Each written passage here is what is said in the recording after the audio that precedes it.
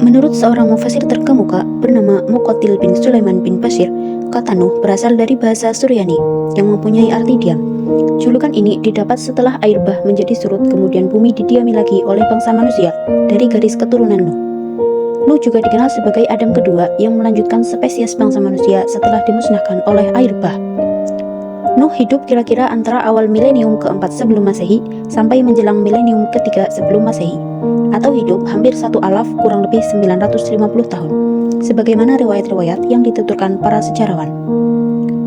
Nuh menerima beban risalah di usianya yang ke-40 tahun. Saat itu, Bani Syith telah jauh menyimpang dari nasihat Idris, yakni agar mereka tidak turun ke lereng gunung yang didiami Bani Qabil. Kenyataannya, mereka justru bergaul rapat dengan Bani Qabil. Mereka bahkan menyekutukan Allah dengan menyembah berhala Suwa, Wudda, Nasar, Yaghus, dan Ya'uq. Nuh tidak henti-henti memperingatkan, tetapi kaumnya tidak puas-puas menentangnya. Orang tua ini telah bersama ayah dan kakek dulu. Ia seperti itu dalam keadaan gila. Tutur mereka mengingatkan pada anak-anaknya. Bahkan pernah ketika Nuh mengingatkan, kaumnya marah. Nuh dipukuli sampai babak belur. Ketika mereka menganggap Nuh telah mati, Nuh dimasukkan ke dalam karung, lalu dibuang seperti sampah. Nuh siuman, ternyata ia belum mati. Bergegas ia bersihkan tubuhnya, lalu mendatangi kaumnya untuk mengulangi peringatannya. Mereka tambah jengkel. Nuh mereka cekik hingga pingsan. Namun Nuh masih saja mendoakan pada kaumnya. Duhai Allah, ampuni kaumku. Sungguh mereka tidak mengetahui. Bela Nuh dalam doanya. Setelah ratusan tahun Nuh mengajak manusia, tapi mereka tidak mengindahkannya. Hanya sebagian kecil saja yang mau beriman. Nuh pun mengadu pada Allah, lalu turun firman-Nya. Tidak akan ada lagi yang beriman dari kaummu. Firman Allah menegaskan. Dengan putus asa, Nuh berdoa, wahai Tuhanku, jangan kau biarkan di atas bumi ini orang-orang kafir tinggal. Lalu Allah Subhanahu wa Ta'ala mengirim banjir untuk menumpas kaum Nuh. Setelah Allah memvonis bahwa kaum Nuh tidak akan ada lagi yang mau beriman, Allah memerintahkan pada Nuh untuk membuat perahu. Nuh sama sekali tidak mengerti apa itu perahu, tidak pernah membayangkan sama sekali. Selama ini ia tinggal di wilayah pegunungan. Wahai Tuhanku, apa itu perahu? Tanya Nuh. Rumah kayu yang terapung di atas air, jawab Allah. Wahai Tuhanku, di manakah air itu berada? Tanyanya lagi. Wahai Nuh, aku kuasa atas apa yang aku kehendaki. Wahai Tuhanku, lalu di manakah aku cari kayu? Tanamlah. Allah menitahkan. Nuh kemudian menanam pohon jati dan menunggu sampai pohon itu besar. Ia tidak lagi mendoakan untuk kaumnya. Dan Allah membuat kaum wanita mereka mandul. Setelah berlalu 40 tahun, pohon yang ditanam Nuh telah siap tebang. Allah memerintahkan untuk memotongnya dan mengeringkan. Setelah persiapan-persiapan dilaksanakan, Nuh kembali kebingungan. Bagaimana aku membuatnya? Tanyanya. Buatlah mirip rumah dengan sedikit miring dalam 3 bentuk. Anjungannya mirip kepala ayam, geladaknya seperti perut burung, dan buritannya mirip ekor ayam agak miring menyamping. Buat sisinya bertemu dengan pintu sampingnya, bersusun 3 dengan ketinggian 80 hasta, lebar 50 hasta, dan dalam 30 hasta. Kemudian Allah mengutus Jibril untuk mengajarkannya cara membuat perahu dengan baik.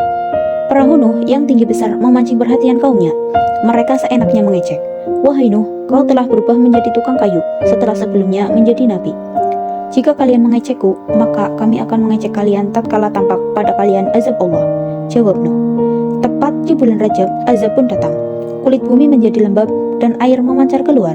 Langit menyirami hujan terus-menerus sampai 40 hari. Binatang-binatang panik dan mengadu pada Nuh. Mereka memohon agar diangkut di dalam perahu. Nuh bergegas mengumpulkan sepasang demi sepasang spesies binatang yang diperintahkan Allah untuk diangkut. Ia membawa jasad Adam turut serta. Ia letakkan membujur untuk memisahkan laki-laki dan perempuan. Geladak bawah diisi jenis binatang buas dan segala yang merayap. Geladak tengah untuk manusia dan atas untuk jenis unggas-unggas yang terbang di udara. Naiklah dengan menyebut asma Allah yang menjalankan perahu ini dan melepaskannya. Perintah Nuh. Air terus menggenangi permukaan bumi dan hujan turun dengan lebatnya, sehingga daratan menjelma samudra bebas dengan air yang panas. Luapan yang tinggi sampai menenggelamkan gunung. Salah satu istri Nuh, Wa'ilah, dan anaknya Kan'an menolak untuk ikut dengan dalih akan berlindung di gunung saja. Keduanya pun tenggelam di sabuk gelombang.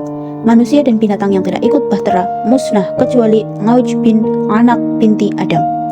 Manusia tambun sebesar gunung yang dilahirkan dengan pengaruh sihir. Nuh dan kaumnya yang beriman terapung selama 6 bulan 10 hari.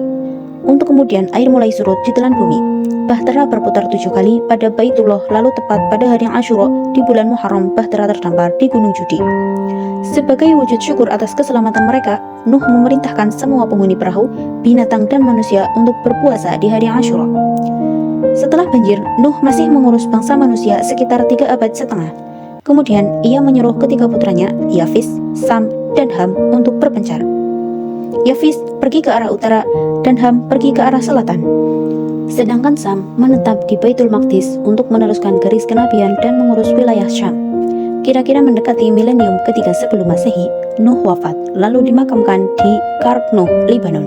Versi lain menyebut ia dimakamkan di Gunung Ahmar. Yang sudah subscribe semoga diberi kesehatan, kelancaran rezeki, dan masuk surga. Amin.